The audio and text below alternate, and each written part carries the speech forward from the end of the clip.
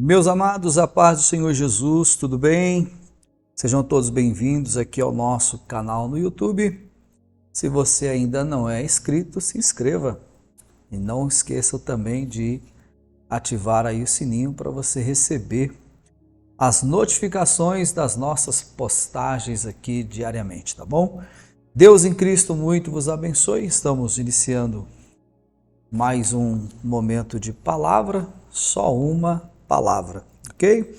Quero convidar vocês para um texto que está aqui no Evangelho do Senhor Jesus, segundo o registro de Lucas.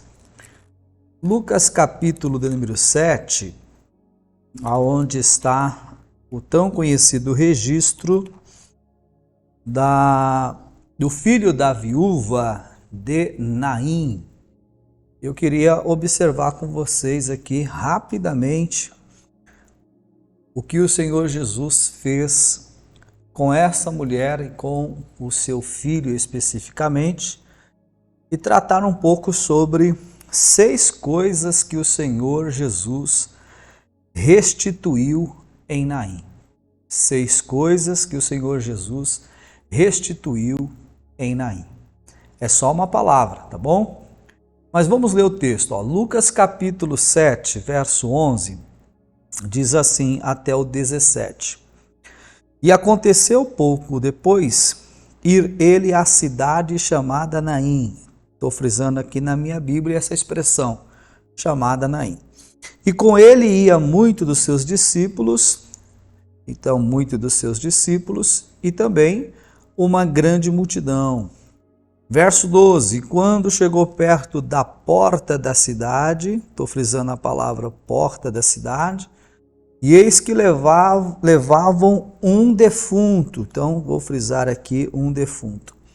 Mas também o texto diz que esse defunto era filho único de sua mãe. E quando vai falar sobre a mãe, diz que ela, por sua vez, era viúva. Com ela também ia, uma grande multidão da cidade. No verso de número 13, nós paramos para analisar a maneira como Cristo a observa, E vendo-a, o Senhor moveu-se de íntima compaixão por ela e disse-lhe: não chores.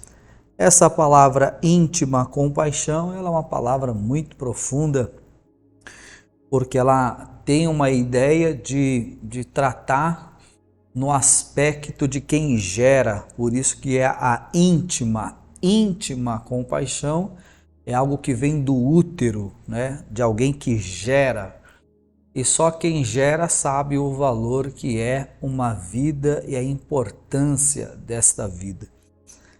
E ele, tendo esta compaixão por esta mulher viúva e que agora perdera o seu filho único, ele usa a expressão não chores, Então aqui, por exemplo, nós temos um tema que é a palavra íntima compaixão. Isso aqui já é um tema de uma mensagem. Que aqui, se você buscar essa palavra na raiz do hebraico, ela vai te dar um campo vasto para trabalhar sobre a ideia de íntima compaixão, de útero que gera. Quem é pai é aquele que gera, que sente a dor. Isso vai para muitos lugares. Por exemplo, a palavra não chores também é outro tema. Então aqui já temos um segundo tema, porque aqui a palavra não chores te leva a pensar na Bíblia sobre pessoas que choraram e porque choraram sua situação foi mudada. Lágrimas que mudaram situações. Então já é um outro tema. Verso de número 14, por exemplo, diz: e chegando-se tocou o esquife, e os que levavam, diz o texto aí, pararam, Quando Cristo tocou o esquife, abre e fecha parênteses, dizendo assim: e os que o levavam pararam. Logo, Cristo direciona com a sua voz e diz: jovem, olha a expressão, eu te digo, olha a ordem, levanta-te. Ok. No verso 15 diz: e o defunto assentou-se e começou a falar. Essa expressão é importante, e entregou a sua mãe. O 16 diz que de todos se apoderou o temor, e por causa disso, então, esse povo começou a glorificar a Deus, glorificavam a Deus, dizendo, por exemplo, um grande profeta se levantou entre nós. E aí vem um outro tema, olha que tema lindo, e Deus visitou o seu povo. Esse aqui é um tema também, hein? E Deus visitou o seu povo. Aí você pode pensar em várias passagens bíblicas que também confirmam isso, Deus visitando o seu povo. Verso 17 diz que correu dele esta fama por toda a Judéia e por toda a terra circunvizinha, e encerrou a leitura. Então está aqui, a leitura está feita, e agora a gente vai perceber 6 coisas que Cristo restituiu aqui em Naim. Primeira coisa que Cristo restituiu em Naim foi a vida. Cristo restituiu a vida. Quando que isso acontece? Acontece no versículo 14. E chegando-se, tocou o esquife. Abre e fecha parêntese, e os que o levavam pararam. E disse, jovem, eu te digo, levanta-te. Ponto 1. Aqui Cristo vai restituir a vida. Ele não restituiu a vida à mãe do defunto. Ele restituiu a vida ao defunto. Veja que ele direciona-se justamente a quem estava morto. Jovem, eu te digo, levanta-te. Primeira restituição. A restituição da vida. Então são 6 coisas, aqui é a primeira. De repente você tem aí uma mensagem para pregar e lá o tema está falando sobre restituição, olha aí, são 6 restituições. Primeiro, a vida. Qual é a segunda restituição? Agora sim, o filho. Versículo 15 vai dizer isso. E o defunto assentou-se e começou a falar. Olha a expressão. E entregou a sua mãe. Nesse exato momento, Cristo está restituindo o filho à sua mãe. Já é a segunda restituição. A terceira restituição é a restituição da história. Exatamente, restituição da história. Aonde eu vou encontrar isso aqui? Quando você observa o verso 12, por exemplo, o verso 12 vai dizer assim, ó, e quando chegou perto da porta da cidade. Por que que essa palavra porta da cidade está aqui? Não é um acaso. Porque a porta da cidade era justamente o lugar em que os sábios, os estudiosos, os mestres se assentavam para fazer as suas poesias, dar as suas instruções, fazer as suas correções, chamar o povo para fora para uma reunião à porta para tratar assuntos da comunidade. Ou seja, ali era o lugar da história. A história era contada ali. Só que nessa porta da cidade, que é o lugar de história, eis que levavam um defunto. Agora vejam como o texto chama ele. Filho único. Ele é filho único. Detalhe, a mãe dele é viúva. A mãe dele é viúva. Então percebam, se esta mulher, de fato, sepulta o filho, automaticamente ela está sepultando a sua história. Porque ela é viúva. Se tem alguém que pode levar o nome do esposo dela para as gerações futuras, esse alguém é o filho. Levaria até a primeira, segunda, terceira e a quarta geração deste. Uma vez estando morto e sepultando, então, seria o mesmo que sepultar a história. Então, essa mulher não teria história para contar.